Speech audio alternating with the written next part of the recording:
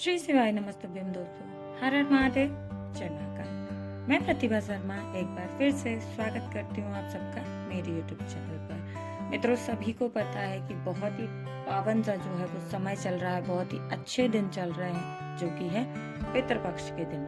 जी हाँ, श्राद्ध पक्ष जिसको कहा जाता है, जब हमारे पूर्वज धरती पर आकर हमारे दिए हुए अन्न को, भोग को, प्रसाद को या हमारे किए हुए पुण्य कर्मों का भोग भोगते हैं। यानी कि जो कुछ आप पितरों के लिए, पितरों के निमित्त से आप दान करते हैं, उसका कुछ भाग पितरों को प्राप्त होता है और वह उसको प्राप्त करके तृप्त होकर 16 श्राद्ध के बाद में अपने लोक को वापस लौट जाते हैं दोस्तों। तो इन 16 दिनों में आपको क्या कुछ करना चाहिए, क्या कुछ बनाना चाहिए, क्या खाना चाहिए और क्या ब्राह्मण देवता को खिलाना चाहिए। सबसे पहले आप देख सकते हैं मित्रों, स्क्रीन पर यहाँ पर मैंने दिखाया है कद्दू, जो कि पीला कद्दू कहा जाता है।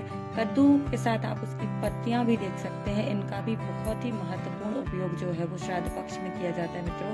हमारे यहाँ बुंदेलखंड में तो इनका प्रयोग किया ही जाता है। आपके यहाँ किया जाता है या नहीं, ये आप कमेंट करके मुझे जरूर बताइएगा दोस्तों। तो इस 16 दिन में आपको कद्दू का उपयोग करना चाहिए। साथ ही साथ आप स्क्रीन पर दूसरी इमेज भी देख सकते हैं, जिस पर कि हम बोलते हैं इसको कुम्हड़ा, यानी कि सफेद वाला भूरा जो होता है उसको कुम्हड़ा बोला जाता है, और जो पीला होता है जिसकी सब्जी बनाई जाती है उसको कद्दू बोला जाता है दोस्तों। तो याद रखिएगा कि आपको 16 श्राद्ध के दिनों में भूलवश भी इस भूरे कद्दू का प्रयोग नहीं खाना है। पेठे के रूप में भी आपको इसको ग्रहण नहीं करना चाहिए, नहीं, अन्यथा आपको पितृदोष लगता है दोस्तों। आपने सिर्फ और सिर्फ उपयोग करना चाहिए कद्दू का। और माना जाता है कि कद्दू बहुत ही विशेष प्रकार की सब्जी है, जो कि श्राद्ध पक्ष में बहुत जरूर से आपने बनानी चाहिए, अपने परिवार में खानी चाहिए। और साथ ही साथ जिस भी तिथि में आप अपने पूर्वजों का श्राद्ध करते हैं, ब्राह्मण को भोग खिलाते हैं, आपने कद्दू की सब्जी जरूर बनानी चाहिए।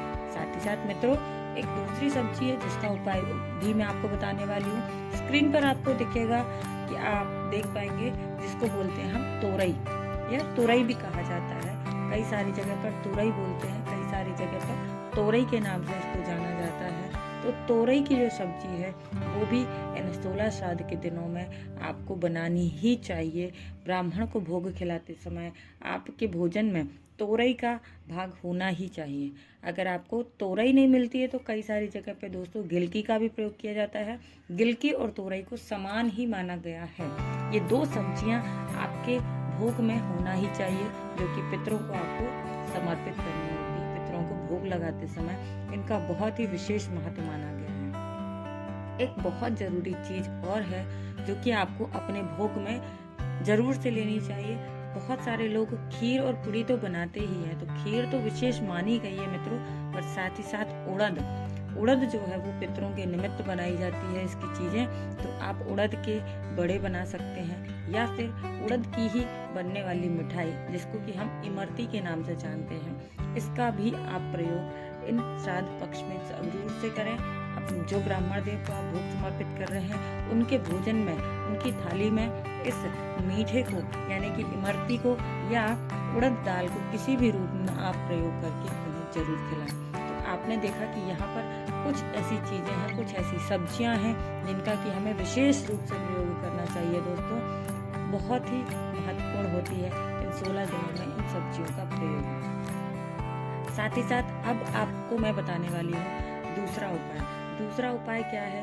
अगर आप इन उपायों को करते हैं तो आपके जीवन में पितृदोष की अगर कोई समस्या है तो वह दूर हो जाती है। साथ ही साथ पितृ जो है आपके, वो बहुत ही खुश होकर के जाते हैं, बहुत ही तृप्त होकर के जाते हैं और आपको बहुत सारा आशीर्वाद दे करके जाते हैं। आप देखेंगे कि रोटी जो आप मानिएगा, पहले के समय में पितृदोष, कालसर्प दोष या वास्तु दोष नहीं होता था, परंतु आज के समय में आप किसी भी ब्राह्मण को पत्रिका उठाएंगे, दिखाएंगे, सबसे पहले वो यही बोलते हैं कि आपको पितृदोष है, आपको कालसर्प दोष है, या आपके घर में वास्तु दोष है। दोस्तों, पहले के समय में ऐसा क्यों नहीं होता था, इसका मैं बहुत अच्छे से आपको रीजन बताने वाली हूँ इस वीडियो में।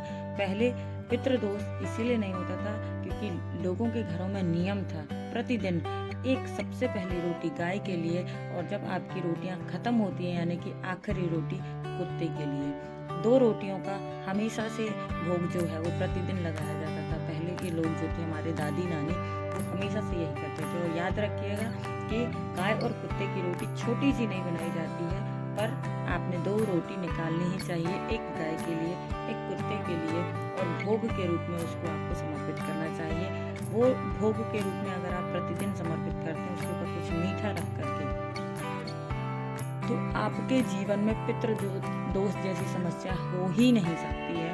परंतु बहुत सारे लोगों ने इस नियम को त्याग दिया है कि रोज ऐसा कैसे करें या क्यों करना है, या हमारे यहाँ आसपास गाय नहीं मिलती, हमारे यहाँ कौवे नहीं आते। पर फिर भी आपको इस निमित्त से निकालना चाहिए कि गाय, कौवे और कुत्ते को जो है वो पूर्वज का स्वरूप माना गया। अगर आप प्रतिदिन इनकी सेवा करते हैं तो आपको पितृदोष लग ही नहीं सकता है।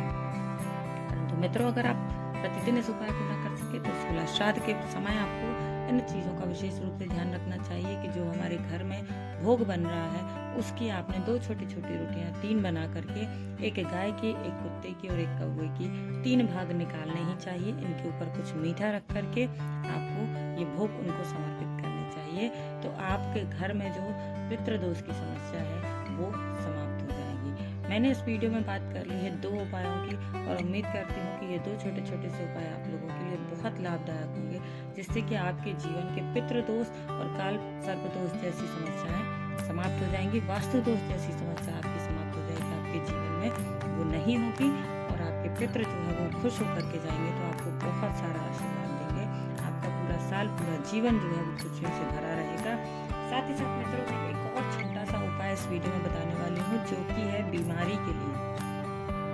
पूज्य गुरुजी ने अपनी कई सारी कथाओं में उस उपाय का जिक्र किया है, जो कि मैं आपको बताने वाली हूँ। परंतु उससे पहले मैंने आपको सबसे पहले उपाय में बोला था कि जो कद्दू के पत्ते होते हैं, कद्दू का जो पेड़ होता है उसकी पत्तियां जो होती हैं, या गिलकी तोरई की जो पत्तियां होती हैं दोस्तों, तो हमारे यहाँ कहा गया है कि जो आप भोग निकाल रहे हैं 16 श्राद्ध के दिनों में, जो आप भोग निकाल रहे हैं, उस भोग को अगर आप कद्दू के पत्ते या गिलकी के पत्ते के ऊपर रख करके समर्पित करते हैं, उनका आह्वान करते हैं पितृदेव को, और उनको भोग अर्पित करते हैं, तो उसका भी बहुत अधिक आपको लाभ, बहुत अधिक पुण्य प्राप्त होता है। तो कद्दू के साथ साथ उसकी पत्तियों का भी विशेष महत्व है। तो इस बात का ध्यान रखिएगा कि इस रात जरूर से ग्रहण करेंगे, खुश होंगे, तृप्त होंगे, और आपको बहुत सारा आशीर्वाद देकर जाएंगे, ताकि आपके जीवन में पितृदोष जैसी कोई समस्या कभी ना हो और आपका जीवन खुशियों से भरा रहे। दोस्तों, उम्मीद करती हूँ कि पूज्य गुरुजी की कथा को सुनकर अपने शब्दों में, वीडियो के माध्यम से मैं कुछ उपाय जो आप तक पहुँचाने की कोशिश करती हूँ, वह जानकारी आप सबके लिए लाभदायक होती है। अगर आप पहली बार मेरे चैनल पर आए हैं, चैनल को अभी तक आपने सब्सक्राइब नहीं किया है, तो चैनल को सब्सक्राइब जरूर कर लीजिएगा। वीडियो की जानकारी आपको अच्छी लगी हो तो ज़्यादा से ज़्यादा लोगों तक शेयर कीजिएगा। कमेंट करके बताएं कि आपके यहाँ क्या कुछ आप रिचुअल्स को फॉलो करते हैं। अगर कुछ नया है तो वो भी कमेंट करके जरूर बताइएगा। साथ ही साथ ऐसी जानकारी सुनने और देखने के लिए मेरे साथ बने रहें। मिलेंगे अगले वीडियो में नई जानकारी के साथ, तब तक के लिए मेरे साथ बने रहें। श्री शिवाय नमस्तुभ्यम, हर हर महादेव, जय महाकाल। और बेल आइकन को प्रेस करना बिल्कुल भी ना भूलें, ताकि नोटिफिकेशन आपको समय पर मिलते रहे। मिलेंगे दोस्तों, हर हर महादेव।